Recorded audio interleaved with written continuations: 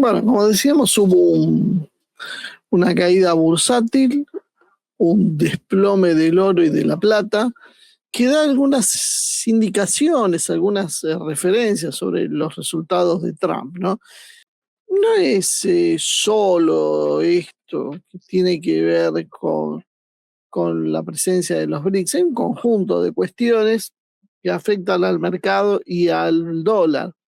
La secuencia más sólida, por lo menos por lo que entendemos, por lo que dicen los medios especializados, es que ha habido un anuncio de Donald Trump en esa vieja pelea que hace rato que yo les vengo mencionando sobre el tema de la Reserva Federal y que parece como que en nuestros países no se entiende, ¿no? Porque uno lo plantea, lo dice, pero nosotros, esto es poner un paréntesis con respecto a lo que estábamos hablando, ¿no? Parece como que en Iberoamérica tenemos un manual de hechos diferente al resto del mundo y que no siempre aceptamos lo que pasa en otros lados. Entonces, por más que uno explica, por ejemplo, lo importante que es la cuestión de género y la identidad para países como Rusia, y son los países que están actuando a nivel global y están imponiendo este orden multipolar, bueno, simplemente nosotros decimos eso son pavadas. ¿Por qué? Porque para nosotros son pavadas y son pavadas, entonces,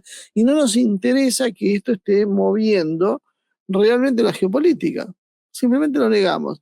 Y un poquito pasa esto también con la cuestión de la Reserva Federal. Es otro nivel, pero también, o sea, las señales en Estados Unidos son clarísimas. Hay una pelea por el control del dinero, por el control precisamente del corazón del sistema. Para nosotros es algo nimio, algo sin importancia y no le prestamos la real atención. Bueno, parece que esto es uno de los detonantes. La nominación de Kevin Walsh como un posible reemplazo a Jerome Powell es lo que está generando reacciones.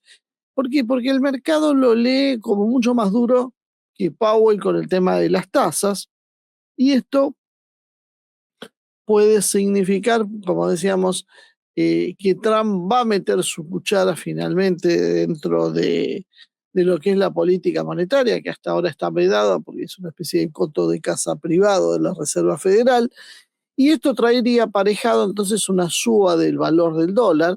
Es paradójico, ¿no? Porque no necesariamente tiende a pensar que la suba o la baja de una moneda tiene que ver exclusivamente con una relación directa con la economía del país. El país es más poderoso, el dólar sube o la moneda sube y si no baja. Y no necesariamente es así. A veces los países poderosos, caso China, les interesa tener una moneda por ahí a la baja, porque eso le favorece las exportaciones. Hay muchas cuestiones que juegan, ¿no?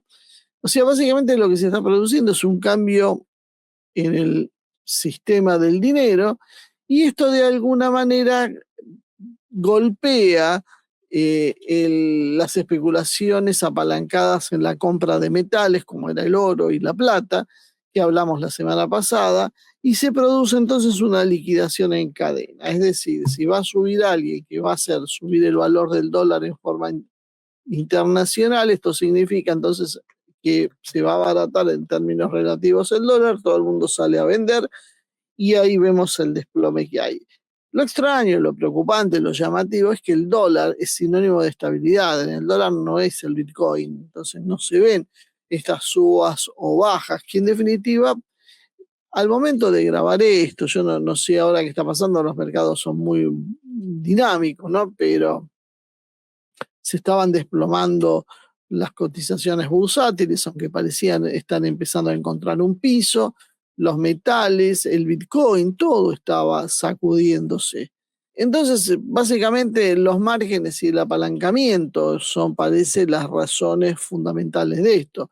La suba de requisitos de margen en la plaza de derivados es lo que termina empujando las ventas forzadas, no como ventas convencidas en realidad. Esto explica entonces la velocidad y la violencia del movimiento, sobre todo de la plata. En esta rueda entonces se ha reportado que que el oro ha tenido su peor caída desde el año 1983, en casi medio siglo, y con la plata se vio una baja en algún momento de aproximadamente un 27%. La ecuación entonces es más tasa, menos liquidez, más dólar.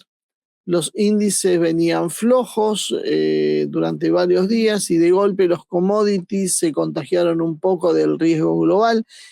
Y acá tal vez no hace falta profundizar en teorías complejas, ¿no? Cuando el mercado recalibra el precio de la tasa y del dólar, entonces se reprecian activos en bloque, que es lo que estamos viendo. Pero lo más importante de esto es cómo encaja en la política de Trump, una política de éxitos y fracasos en términos prácticos. Trump tiene como un objetivo totalmente declarado la reindustrialización en términos forzados, casi podríamos decir, dado las cuestiones comerciales vía aranceles y presión del país.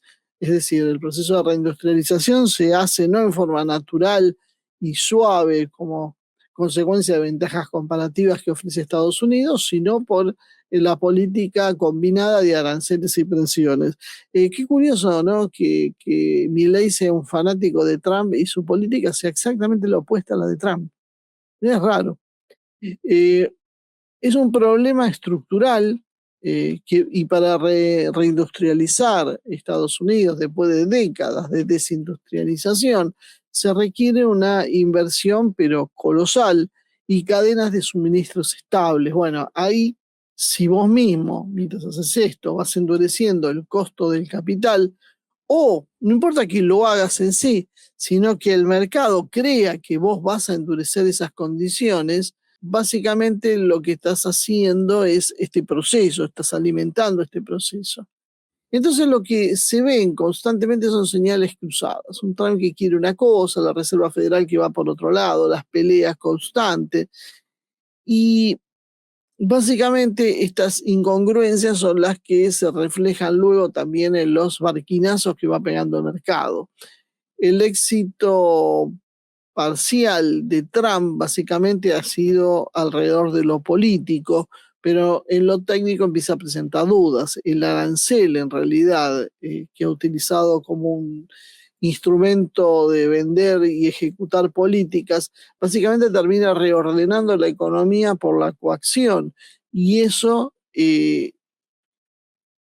tiene un resultado ambiguo, porque por un lado consigue resultados inmediatos, pero por otro lado el mundo se va adaptando y comienza a utilizar desvíos comerciales, sustituciones, acuerdos con terceros, y finalmente el costo terminó redistribuido y no como esperaba Trump, que sea absorbido mágicamente por el exportador, es decir, aquellos que exportaban a Estados Unidos van a absorber el costo porque según Trump,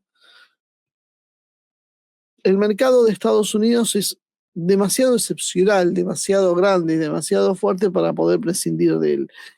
Esta es un poco la idea que tienen los estadounidenses desde siempre, ¿no? Que son las cosas que a nosotros nos cuestan entender. Ellos sienten que tener un mercado muy poderoso en términos de consumo les da una categoría especial. Y fíjense cómo son las miradas, ¿no? Porque ellos para eso se endeudan, para hacer ese mercado tan poderoso en consumo, viven endeudándose a cifras fantásticas, 38,5 billones de dólares aproximadamente. Hoy es la deuda externa de, la Argentina, de Estados Unidos. No sé cuánto está la deuda argentina, pero a grosso modo esto es más de medio centenar de argentinas endeudadas. O sea, es un delirio para la principal potencia del mundo, para un solo país. O sea, básicamente son los grandes deudores del mundo. Y sin embargo, para ellos, esto es un enorme éxito. Ellos tienen un mercado tan poderoso que atrae cualquier cosa. Y cualquiera que quiera subsistir en este mundo necesita ingresar al mercado estadounidense, porque ahí, según ellos, está todo. Y ya esto lo hemos hablado en otras oportunidades, pero ¿cuál es la lógica de esto? Si para consumir se están endeudando, o sea, así consumo yo también. Si alguien me dice, bueno, vos endeudate y no hay problema, y yo consumo, y después digo, miren qué importante que soy, qué poderoso y qué aporte que le hago a la economía, porque yo soy el gran consumidor. Sí, soy el gran consumidor con el crédito de los demás. Y ese es el problema que hay en Estados Unidos. Trump creyó que porque tan poderoso era el mercado de Estados Unidos, que todo el mundo iba a ajustar sus límites de ganancia simplemente para poder permanecer dentro del mercado. Y esto no pasó. Y prácticamente se desplomaron un 20% el comercio internacional de los Estados Unidos, tanto en exportaciones como importaciones, un poco menos. Porque finalmente lo que terminó pasando es que se castigó el volumen. Básicamente, cuando se puso el arancel, en lugar de bajar los precios, los exportadores, porque se suponía que ese era el precio que se iban a vender en Estados Unidos, entonces si se pone un arancel del 100%, alguien tiene que asumir esa diferencia de precio, o esto es inflación en Estados Unidos, que es lo que algunos auguraban, donde, donde los precios internos suben para absorber esos nuevos márgenes, o los exportadores dicen gano menos plata, pero necesito estar en ese mercado, no me puedo dar el lujo de no vender en los Estados Unidos, entonces tendré que bajar los precios, inclusive vender a pérdida si es necesario. Bueno, la realidad a veces es tosuda y parece que no ha funcionado ni con una lógica ni con otra lógica. Ninguna de esas dos lógicas fue la que se impuso y lo que terminó pasando fue otra cosa. Terminó pasando que ese valor en realidad se tradujo en una disminución de actividad económica y el exportador prefirió mantener los precios, pero vender menos. El volumen en dinero bajó un 20% y en productos probablemente bajó mucho más. Esto por supuesto que tiene un rebote en otros países, sobre todo los países manufactureros, que ahora empiezan a tener algo que le empieza a pasar a China, un excedente productivo, o sea, producen más de lo que están colocando. Las ventas no han avanzado de la misma manera que la producción exportable porque claro, se va afectando de alguna manera con los Estados Unidos. Produzco, pero después no tengo tanto mercado. Vamos a ver cómo termina este juego. Pero no ha salido como Trump quería, pero tampoco se reflejó en una gran inflación. No hay más, por lo visto, convalidación del dinero. Bueno, ahora Trump estoy haciendo un salpicado de cosas, ¿no? Otra noticia me pareció más que importante es que Trump ahora va a hacer una nueva entrega, esta vez de $4.000 a los estadounidenses, a cada uno, por una rebaja impositiva. O sea, estos son, según él, los beneficios que está dando, bueno, la política de aranceles y demás. Pero fíjense qué curioso, porque nuestros imitadores locales, como Javier Milei, suben constantemente los precios y asfixian a los consumidores y siempre nos dicen hay que hacer un esfuerzo más y hay que privarse de cosas, mientras que Trump hace exactamente lo contrario y baja los impuestos y le da más plata a los estadounidenses. ¿No? Podía el Ministerio de Economía argentino mirar un poquito a sus admirados estadounidenses y copiarle algunas cosas, porque ahora, ayer me contaban que están pensando en hacer una especie de ICE, como es en Estados Unidos, esa policía migratoria que trata de limpiar el país de inmigrantes ilegales. Bueno, parece que a nuestros precarios funcionarios que no hacen nada más que copiar lo que escucha, hasta copian los logos, copian los nombres, copian todo. Ahora se les ocurrió que sería una excelente idea hacer esa historia, que la sumamos a este ministro de Infraestructura que festeja haber multiplicado por 10 las multas en un año y haber multiplicado por 6 los acarreos de autos como grandes éxitos de su política de gestión. Esto es la doble vara y este doble discurso. Podríamos empezar a prestar un poquito a los argentinos, que tanto aquellos que van a Miami y que admiran a los Estados Unidos, prestar un poquito de atención a lo que pasa en Estados Unidos, porque Estados Unidos hace exactamente lo contrario a lo que hacemos nosotros. Ahora, si tanto los admiramos, por lo menos copiémosle las cosas que son positivas para su población, que ahora va a recibir $4.000 por habitante. A nosotros nos están sacando eso. Son pequeñas pastillitas como para ir pensando, ¿no? ¿Por qué a nosotros siempre nos toca la peor parte? ¿Por qué cuando copiamos lo malo y no lo bueno? Bueno, volviendo al tema original. Trump tiene una política complicada y fruto de estos desaguisados y estos problemas económicos que resuelve en parte, porque tiene algunos resultados positivos, el crecimiento del PBI, por ejemplo, pero tiene otros muy negativos, como el aumento de la deuda, que sigue fuera de control. Entonces tampoco es para festejar, como hacen algunos políticos locales, que Estados Unidos haya crecido la economía y mostrarlo como un éxito de esa política. Es un éxito parcial en algunas cosas y es un desastre en otras. Pero hay un problema básico, que es que la cuestión estructural de Occidente es lo que no se modifica. Nosotros a veces también tenemos la tendencia a analizar todo coyunturalmente. Subió este mes la inflación, subió el PBI, bajó. eh, es una pequeña señal, pero hay problemas que son mucho más profundos y graves. Y Estados Unidos no los soluciona. Y esos problemas tienen que ver con que no puede competir en calidad y cantidad con la producción china. Esto es, le pese a lo que a quien le pese. Es un dato de la realidad, no es una apreciación personal. Entonces, lo que empezamos a ver es que Estados Unidos está transformándose en una potencia que habla del hemisferio primero, del Estados Unidos como una fortaleza americana. Y esto no es solo una etiqueta mediática, esto se está transformando en políticas que realmente analizan los think tanks estadounidenses y que se ve reflejado también en la lectura de la estrategia de seguridad nacional y esto que se dio por llamar el corolario Trump a la doctrina Monroe, que en definitiva, ¿qué es sino el dominio estadounidense de su hemisferio, el hemisferio americano, y de esa manera ir obstaculizando el ingreso de China en la región? Estados Unidos, ¿qué está haciendo? Se está reconcentrando. Vuelvo a insistir con esto, ahora por suerte no lo digo tan en soledad y hay otros que empiezan a ver la historia, pero vean los videos de hace un par de años atrás y nosotros planteábamos, Trump lo que proponía era el aislamiento de Estados Unidos, la separación, la ruptura de las cadenas globales, la ruptura de la globalización, porque él veía que Estados Unidos no podía competir más en un terreno donde China se lo llevaba por delante. El proyecto del globalismo era hacer chocar militarmente a Rusia con China y con Estados Unidos para que de esa destrucción se reconfigure el mundo en función de sus intereses. Trump veía en esto el desastre para los Estados Unidos y decide hacer esta política, pero no la decide Trump porque es un iluminado. Esto es una corriente de estadounidenses histórica que ahora intenta llegar al poder. Entonces, no deberían asombrarnos porque estos debates estuvieron en la Primera Guerra Mundial, en la Segunda Guerra Mundial. Siempre hubo una férrea oposición a que Estados Unidos entrara en la guerra.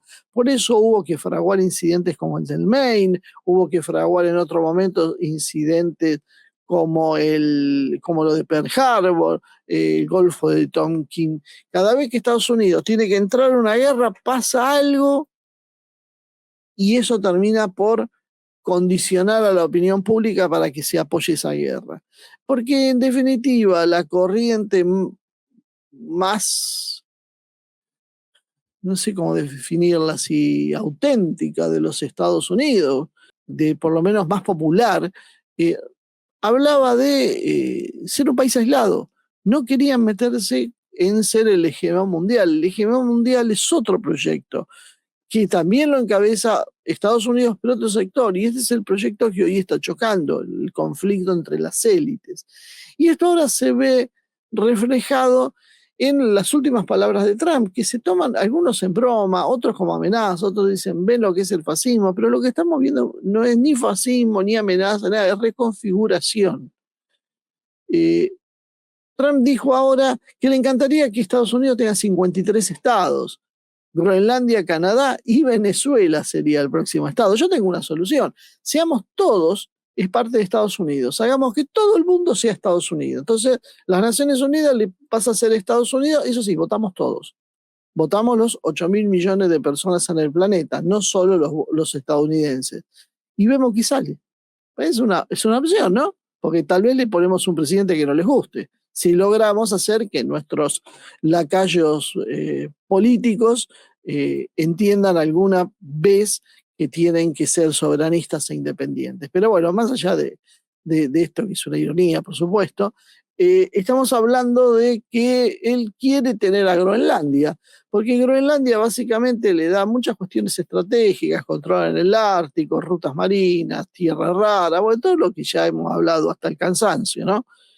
Eh, Tenemos la cuestión de Canadá, que la presión sigue sobre Canadá, porque además Canadá está encabezado por un gobierno que es exactamente la antítesis de lo que quiere Trump.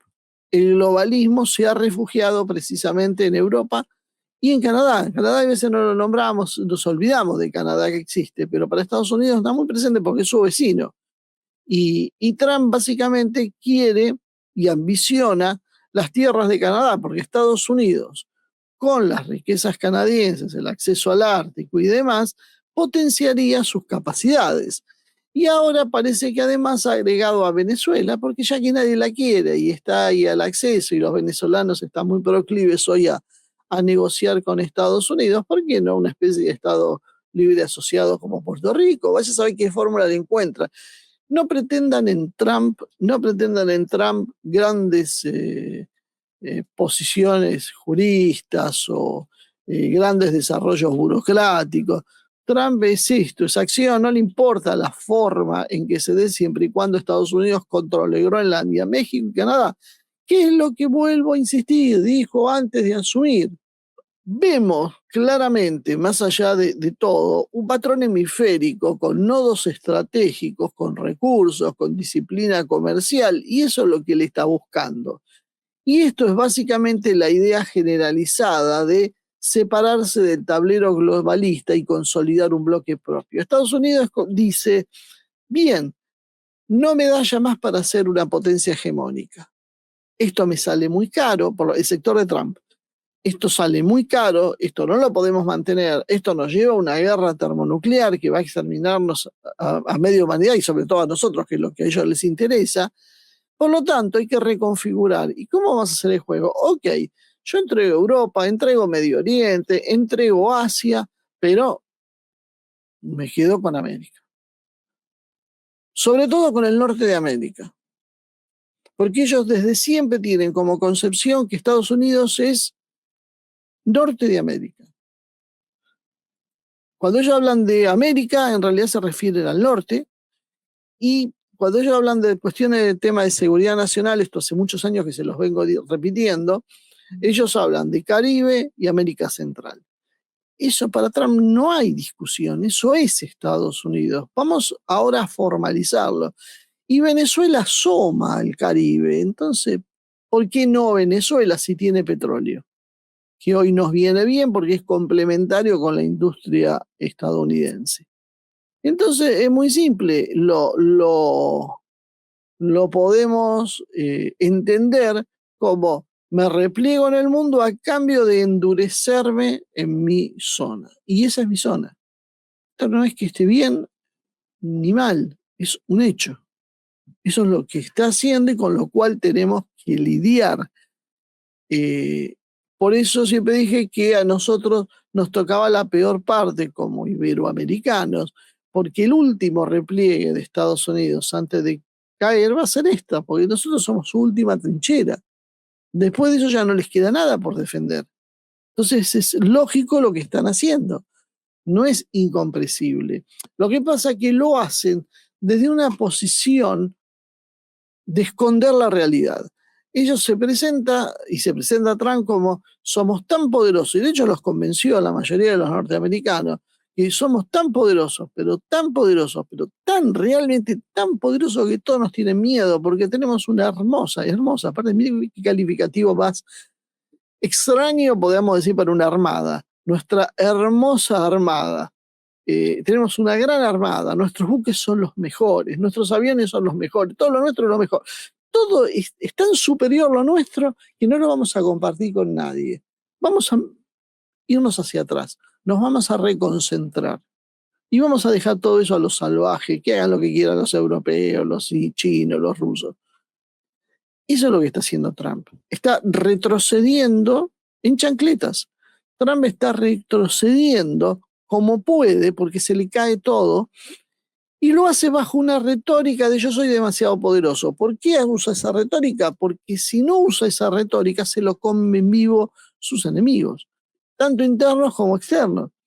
Cuando un imperio pierde el control de la situación, los bárbaros que lo rodean lo invaden. Entonces Trump lo que está tratando de decir es, ojo que yo sigo siendo muy poderoso, pero prefiero irme porque a mí se me da la gana. Pero en realidad no es por eso. Es porque es el punto de mayor debilidad de los Estados Unidos, que lo trata de esconder bajo una máscara de enorme fortaleza y trata de que los demás estén aterrorizados. Por eso la política también del loco, porque este tipo está demente. Entonces, ojo, no confrontemos con él, dejémoslo hacer lo que quiere, bueno, cedamos algo, porque está loco y va a ir a una guerra, y Trump no está loco. En algún momento parece, dudamos, pero no, Trump no está loco. Trump tiene un cálculo muy fino de lo que está pretendiendo y para eso necesita que los demás crean que está loco. El análisis simplón suele decir, Trump es un loquito impredecible. No, Trump es un tipo que tiene un proyecto político muy claro que lo está desarrollando. Estados Unidos entonces está pasando de ser el hegemón mundial a tener una prioridad hemisférica que puede ser directamente un aislamiento. Es la doctrina, por lo menos la más suave, que es la que nadie va a discutir, que sería una doctrina hemisférica, que es la que muchos están denunciando hoy, que es básicamente un repliegue selectivo mientras intenta, como decíamos, seguir jugando globalmente con comercio, sanciones, proyección naval, porque básicamente la palabra aislamiento implica la renuncia o el abandono sistemático de otros frentes. Y esto todavía no está del todo cerrado, es un proceso que se está dando, por eso lo estamos discutiendo. Dentro de 5 años probablemente ya nadie lo va a discutir, pero lo tiene que esconder debajo de un disfraz de omnipotencia.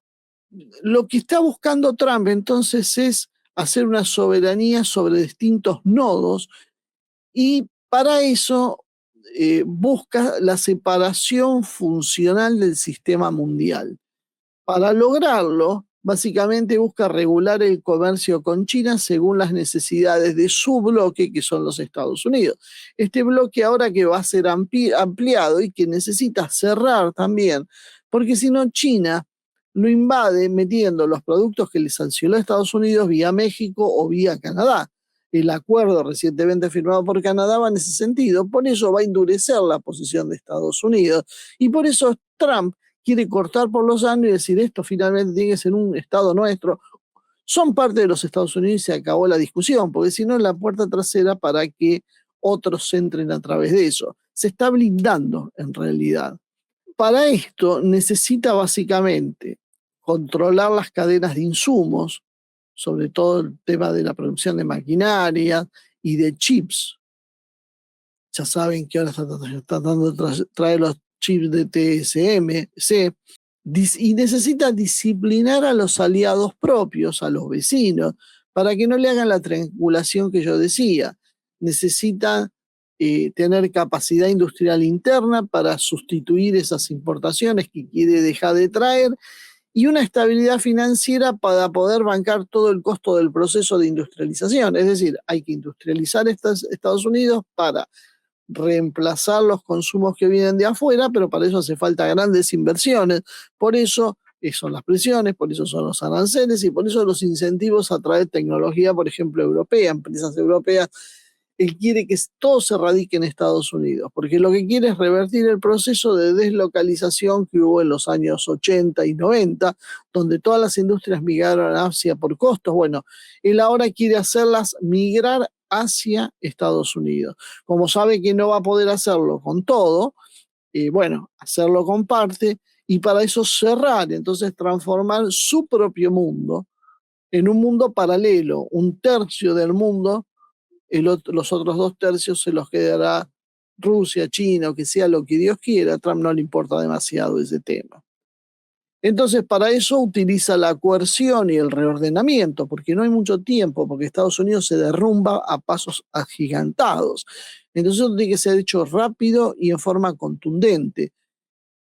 No necesariamente tiene que ser una autarquía total del bloque que está construyendo Trump, pero va para ese camino. Entonces, básicamente, esto es lo que explica las conductas que cuando son vistas aisladas y descontextualizadas se transforman en capricho. Este Trump es un loco, este Trump quiere hacer...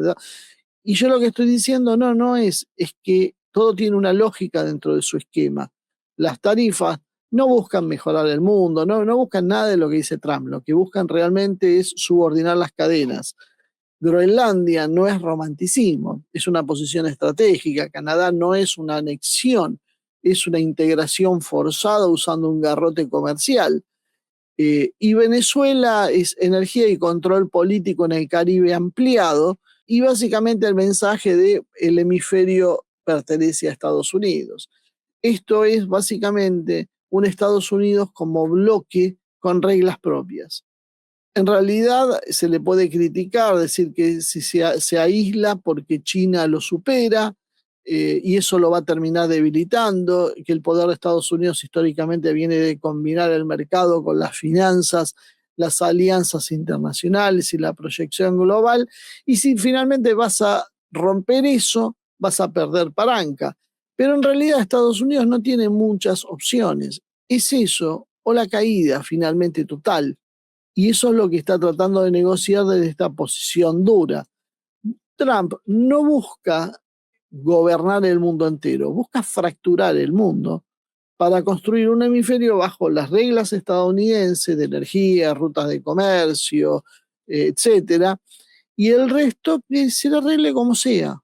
El resto no es problema de ellos. Esa es la posición del trumpismo, pero no el trumpismo como la figura de Trump, es la posición del sector aislacionista de Estados Unidos. Es, tenemos coincidencias de intereses con ellos, porque ellos dicen, nos vamos a retirar del mundo, y nosotros decimos, bien, retírense. Esa es la coincidencia, no de modelos después de lo que cada uno vaya a hacer ni nada.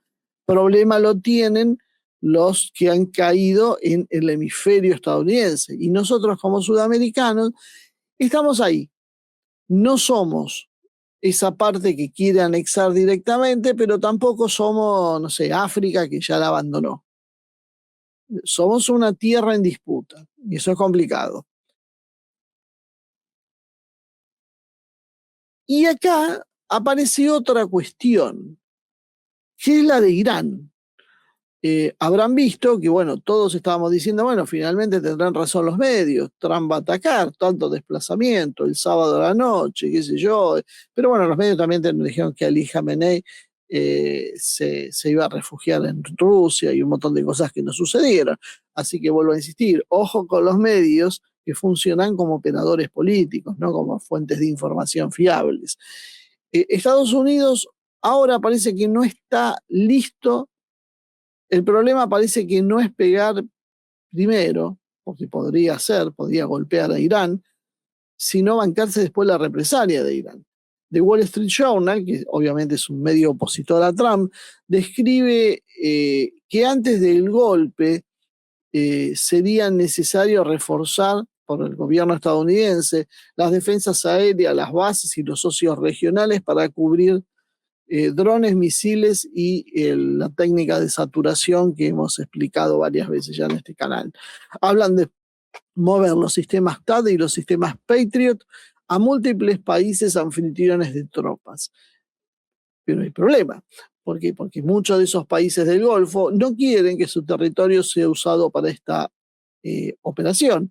Y ahora se entiende por qué Trump se quiere ir de Ucrania, porque no le dan las fuerzas para todo. Muchos sistemas se han perdido en la guerra de Ucrania, tiene que atender la cuestión de China, tiene que atender muchos frentes a la vez y tiene un Irán que va a chocar con Israel porque simplemente Estados Unidos no controla a Israel, sino Israel tiene una política independiente que está arrastrando a Estados Unidos.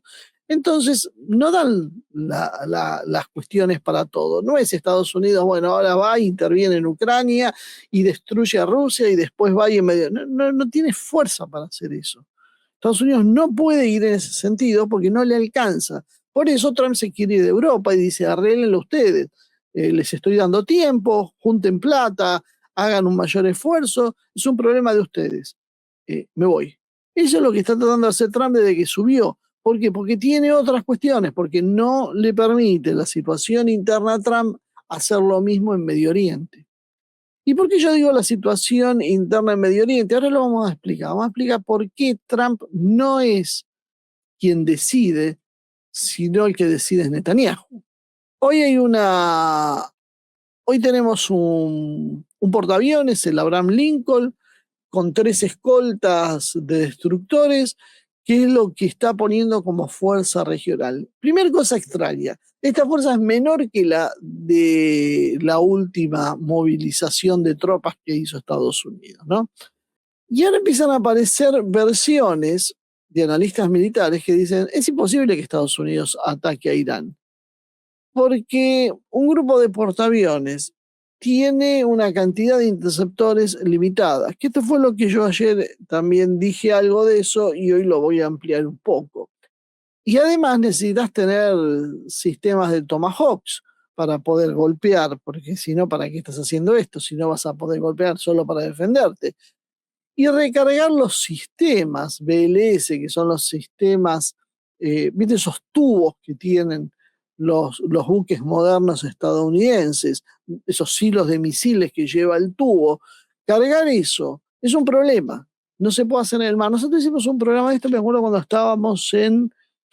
estuvimos en Extra, hicimos un programa hablando precisamente de algunos de los problemas que tenía Estados Unidos, y una era el de los cargadores. El MK-41 BLS, que es el nombre, es un sistema canisterizado. Es un misil, básicamente, que viene en un tubo, que se llama canister, sellado, que se inserta en la celda. Es decir, vos tenés el silo y vos vas y metes el tubo ahí adentro. Esto parece una pavada, el sistema es muy seguro de operar, pero es difícil de rearmarse fuera del puerto, porque los estadounidenses han hecho un diseño pensando en ataques a países con los cuales una salva más o menos se salvaba, entonces ya se terminaba el problema. Una vez que vos descargabas, ya estaba, el país se rendía, ya se había cumplido la operación. No está pensado para operaciones sostenidas. Entonces, hay otros sistemas que usan otros países, como Rusia, que sí les permite recargar en alta mar. Y ahí es donde está el problema. Este sistema, en realidad, la recarga de las celdas se hacen en un puerto con una infraestructura especial, que tienen grúas, tienen seguridad de explosivos, procedimientos de arsenales, etcétera, ¿no? Había un sistema que se llamaba Strike Down Crane, que algunos buques más viejos de la clase Aegis todavía pueden llegar a tener, pero básicamente era un sistema de grúa plegable que les permitía recargar mientras navegaban. Pero esto las autoridades en los años 90 lo consideraron que era un proceso impráctico y muy peligroso, por lo tanto se abandonó en los años 90. Entonces, la familia de los Arleigh Burke, que son los destructores actuales que utiliza Estados Unidos, empezaron a buscar con sistemas que se llaman saltos de flight, que eliminaron los equipos de recarga y se priorizó entonces sumar celdas porque de esa manera se conseguía más espacio. Es decir, con el nuevo sistema de recarga en puerto que hacían, se conseguían llevar más elementos. La dificultad es la recarga. En el 2024 se hicieron unas pruebas con un tipo de canister de MK-41 que se podía recargar en alta mar con un sistema que se llama TRAM, que es un mecanismo de transferencia controlada, pero apenas hicieron algunas pruebas hace un par de años, el sistema todavía no está generalizado y no es rutinario en combate. Por lo tanto, un destructor típico estadounidense sigue manejándose con otros estándares. Y además, el problema es que si se le ponen muchas celdas, tarde o temprano va a necesitar un puerto donde poder replegarse y reabastecerse, porque el sistema Trump está inmaduro, no está desplegado, algo debe estar pasando para que no se haya implementado. Por eso, por ejemplo, la necesidad de tener tantas bases que tiene Estados Unidos, porque las bases implican la posibilidad de una recarga más cercana. Hoy hay un problema. Recargar los buques que operan en Irán significa, si se cierra el estrecho de Hormuz, que es lo primero que va a hacer Irán, que no hay acceso a puertos de Medio Oriente y hay que ir hasta la isla Diego García, en el medio del Atlántico, para recargar. Son varios días de viaje para poder llegar y recargar un destructor, por ejemplo. Entonces, la cosa se ha complicado. El sistema de carga es demasiado pesado, demasiado sensible, porque bueno, hay que tener un montón de medidas de seguridad, de control de chispas, protección, verificaciones, reglas de manipulación, que todo lo que eso produce básicamente es un problema. Eso es muy rápido para la recarga en el puerto, con las condiciones adecuadas, pero es muy inoperante para la recarga en el mar, el sistema. Y el problema es que entonces hay que ir hasta Diego García para recargar. Y ahí hay un problema, por el tiempo. Porque yo no puedo ir, descargar y irme y tardar una semana para volver a hacer otro lanzamiento. O sea, esto en condiciones de una guerra actual, bueno, le estoy dando una semana a mi enemigo para que haga lo que quiera. Y Israel cuenta con esos destructores como un escudo defensivo. Más o menos se calculan, depende del tipo, no lo voy a hacer tan largo, pero según el tipo de destructor y su sistema, llevan entre 90 y 96 celdas. Pero estos son términos estándar. Después tiene que llevar misiles SM-2, SM-3 o SM-6 según el tipo de buque y configuración, que son los misiles estándar. Después tienen que tener SSM, que son otro tipo de misiles para mar. En realidad es Bowbert Sea Sparrow, la terminología. Después llevan los Tomahawk, que básicamente son los misiles que quieren lanzar a tierra, con los cuales piensan hacer el ataque, y además tienen que llevar misiles submarinos. Básicamente, en términos teóricos, podían llevar, porque cada canister, cada celda lleva, por ejemplo, un Tomahawk o un torpedo, pero si son los misiles antiaéreos del mar, básicamente van 4 por celda. Y eso les permite entonces, en teoría, tener entre 360 y 384 sistemas de estos misiles. El problema es que esto es teórico, porque el buque no puede desplazar solo eso para funcionar como un escudo antiaéreo, y para eso necesita entonces tener, como decíamos, misiles submarinos, antisubmarinos, misiles Tomahawk y también algún misil estándar. El resultado que el despliegue realista es mucho menos. Normalmente aproximadamente tienen entre 50 y 100 interceptores por buque. Y eso es un problema. Además, también hay distintos tipos de interceptores que también subdivide el tema. Entonces, básicamente, cuando se habla de un destructor, se está hablando como una especie de camión. Imagínense un camión con un sistema antiaéreo, pero el camión, si lleva un sistema antiaéreo, no puede llevar el sistema de los Tomahawks y no puede llevar ¿cómo se llama? Los sistemas antisubmarinos y demás. Entonces, si yo meto una cosa, no puedo meter la otra. Entonces tengo que conseguir un balance. Y ahí generalmente cuando se hace ese balance, se disminuyen las capacidades.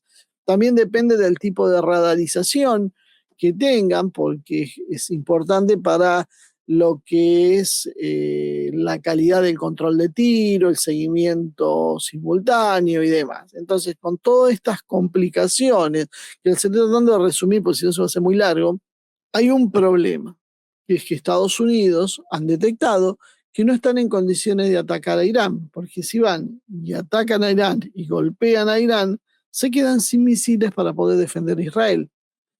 Si no pueden atacar y solo se limitan a tener misiles antiaéreos, queda muy desprotegida la flota.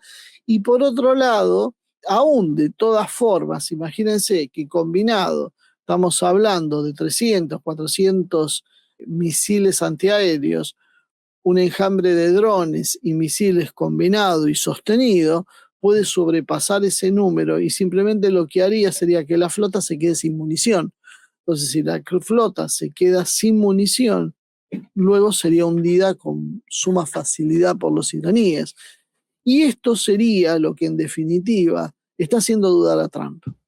O sea, una cosa es la bravuconada de decir vamos a hacer y qué sé yo, y otra cosa es cuando llegás al punto real y concreto donde vos tenés que hacer lo que estás diciendo, e Irán no retrocedió, porque parte del juego de Trump fue asustar.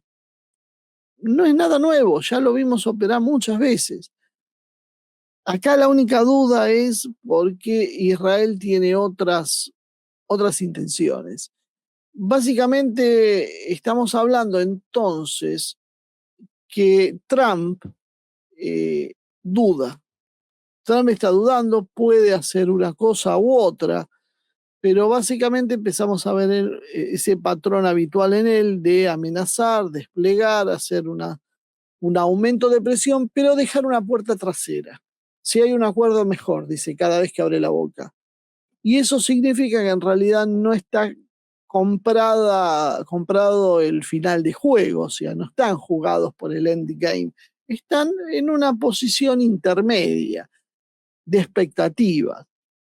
Y acá es donde vemos que todo empieza a mezclarse, ¿no? Porque si vos tenés volatilidad fuerte en los mercados, con las bolsas que caen, commodities que colapsan por el margen dólar y las expectativas sobre la tasa, una guerra regional grande, que es lo que Irán acaba de advertirle, si atacan va a ser una guerra en serio, te agrega un riesgo de petróleo, un riesgo logístico, un riesgo político, un riesgo interno y hasta la cuestión financiera, un riesgo financiero.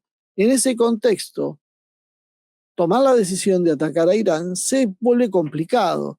Y al revés también, el despliegue en Oriente Medio funciona como una herramienta de presión porque el mercado percibe que Estados Unidos necesita subir defensas porque teme represalias y eso empieza a enfriar la idea de un ataque limpio y rápido. Porque ¿cómo? Si no te alcanzan esos buques para defenderte, ¿qué está pasando? Bueno, está pasando eso, que entonces estamos yendo a un punto complicado y que esto no va a ser un ataque y ya está. O sea, se puede desatar un problema en serio y eso mete presión en los precios y en el apetito por el riesgo. Entonces, ahí es donde uno se pregunta, ¿le sirve un choque a Trump con Irán? Si su rumbo en definitiva es ser un bloque hemisférico, le va a romper el relato de quiero salir de todas las guerras, le rompe el foco, que es básicamente el hemisferio primero, ocuparse de Groenlandia, Canadá, Venezuela. Irán te va a arrastrar a un teatro de operaciones que no se controla del todo, que es muy complicado, que va a consumir atención, presupuesto y municiones, escasas ya de por sí. Y la propia doctrina que el mismo Trump, con su propio colorario Donroe, como le dicen ahora, ha establecido, eleva el hemisferio como prioridad. Entonces, si la prioridad es América, ¿qué estás haciendo en Medio Oriente? Encima en una cosa que te complica los mercados financieros internacionales y que además te complica la relación con los países árabes, porque los mismos te están diciendo, no les vamos a facilitar nuestro territorio para el ataque. O sea, estás armando un lío completo en tu propio bloque en Medio Oriente, estás perdiendo espacios. Y a eso tenemos que sumarle el costo operacional, que sale en mover todo eso, ahora mover los sistemas Patriot, mover los sistemas TAD, que está desguarneciendo para poder traer estos sistemas, porque eso no estaban en un depósito, los trae de otro frente. Entonces, y eso le debe preocupar a Ucrania. Entonces, básicamente hay un impacto regional, un riesgo energético, riesgo logístico, incertidumbre, todo con mercados cada vez más volátiles que te pueden explotar en la cara en cualquier momento. Entonces, ¿le sirve a Trump? La amenaza, bueno, es un elemento de negociación, pero recordemos que siempre está diciendo Trump, ojalá haya acuerdo, y habla de canales de diálogo. Y eso habla de un uso transaccional. A Trump sí le serviría, mucho más fácil sería tomar control de Cuba. ¿Por qué? Porque Cuba la tiene cerca, porque Cuba es una victoria en su electorado interno, porque Cuba no implica grandes costos, no implica grandes riesgos. No es lo mismo tratar de hacer un golpe en Cuba, como hicieron en Venezuela, que tratar de atacar a Irán. Son cosas absolutamente diferentes. Entonces, si seguís con tus pretensiones globalistas, necesitas hacer algo. Cuando vos retrocedés hacia tu territorio, necesitas mostrar todavía que hay rasgos de potencia. Que básicamente estás mostrando los dientes y afilando las garras, porque si no, precisamente se va a derrumbar todo por las críticas internas y por la acción de terceros países. Básicamente hay alguien solo que tiene un interés en que esta guerra avance, que se llama Israel. Israel tiene un incentivo estratégico directo en frenar y dañar las capacidades iraníes, y si lo puede borrar del mapa, mejor.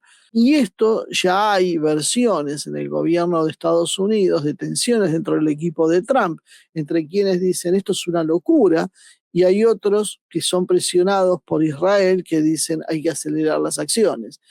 Por eso no está decidido, porque dentro del propio equipo de Trump hay dos posiciones.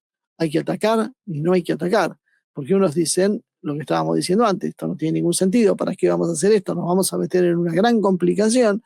Y otros dicen, no, no, hay que atacar y rápido, porque son representantes de los intereses sionistas. Entonces, si Trump quiere construir una fortaleza hemisférica, ¿cuál es la razón de hacer una guerra grande en Medio Oriente? En ese sentido no le sirve. Es un desvío caro y peligroso, mientras que esto sí le sirve a Israel. Trump entonces puede intentar algo intermedio, como para salvar las apariencias, que es la que está haciendo. Amenazo, despliego y trato de forzar una negociación, porque eso significaría que le permitiría obtener algo a cambio y no quedar simplemente atrapado en una escalada que no controla.